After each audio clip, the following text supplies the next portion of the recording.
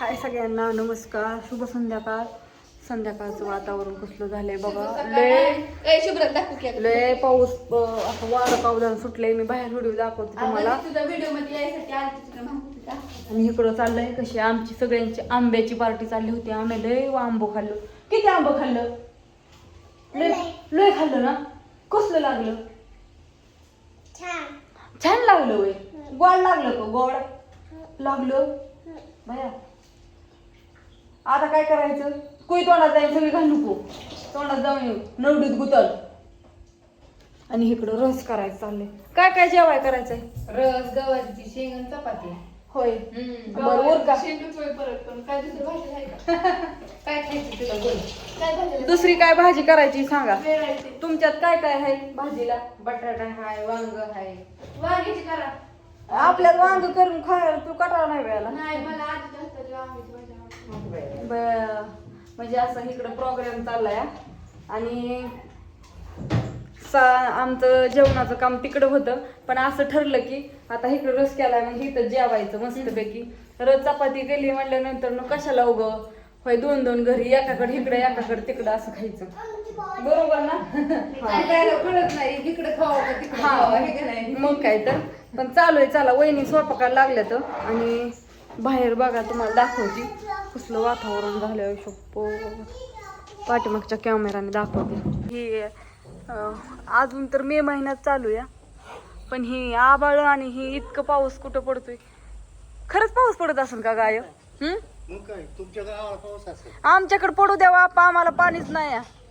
आम्हाला पावसाची खूप गरज आहे. हो लय डेंजर आबाळ आलंय बाबा. कसलं येड्यासारखं दिसतंय. पोरं या माडशीत गेले ती. आता काय ग करायचं? अण्णा फोन आणाय गेलाय. आली वाटत नाही.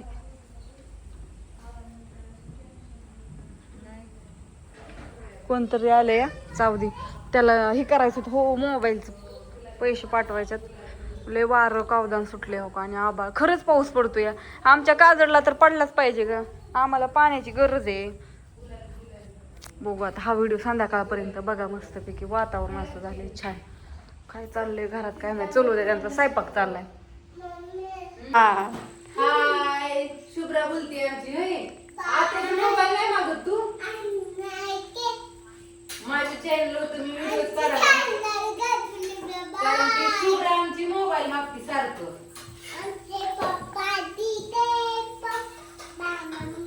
तिला जी आपण करून तीच पाहिजे. झाला आता काय बोलायचं बघ. तर छान असा मस्त पैकी गरम गरम चपाती गपगबीत आणि लपलपीत गवारीची शेंग. आपली गवारीची शेंग. आमरस. जेवायला आत्याला कमी पडलं. होय मम्मी तुला जेवायला कमी पडले का?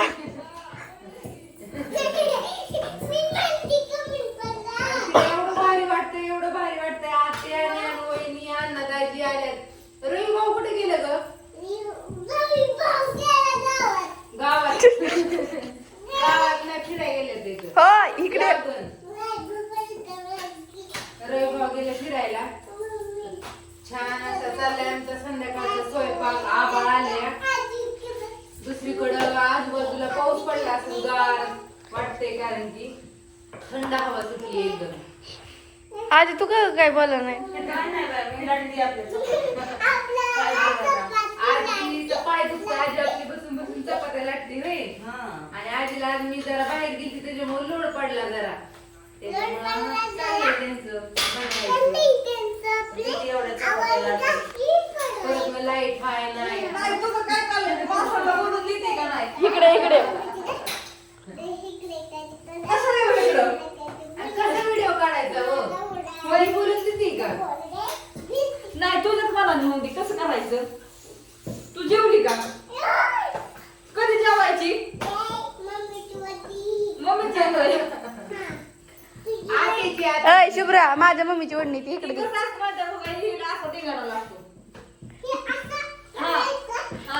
माझ्या मम्मीची ओढणी इकडे दी.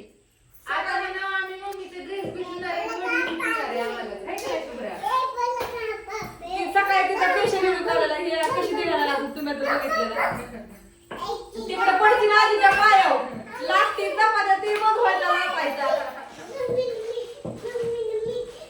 आवडते आता ती निर्माण होती. हो निर्मा कशी करतेय. आणि कुठे लोणचं कुठे ठेवले तुम्ही लोणचं? ती पण आहे भरण्यामध्ये. आणि तुम्हाला कोणाला लोणचं जर खरं पाहिजे असलं ना तर बघा, आमच्या वहिनींनी पण लोणचं केलंय.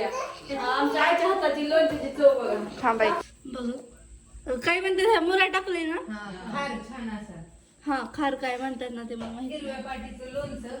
आता ते हळद, मीठ, मेथ्या, मोहऱ्या त्या सगळ्यात आता केलंय वाटतं, कालच केलंय ना. कालच केले. आता 2-3 दिवस त्याला छान असं मुरवायचं आणि मग तेल टाकून पॅक करायचं असं. म्हणजे बऱ्याच लोकांच्या कमेंट होतं मला ताई तुमच्या आईच्या हातचं लोणचं खायचंय म्हणून मग मी 20 ते 25 किलोच्या आसपास लोणचं बनवले. हा आणि नंबर सांगा तुमचा. नंबर 87 88 08 93 09. हा असा नंबर आहे. लोणचं पाहिजे असलं तर करा त्यांना फोन. कॉन्टॅक्ट. हा बाय बाय. लगेच बाय बाय. हा बाय बाय. तिला कसं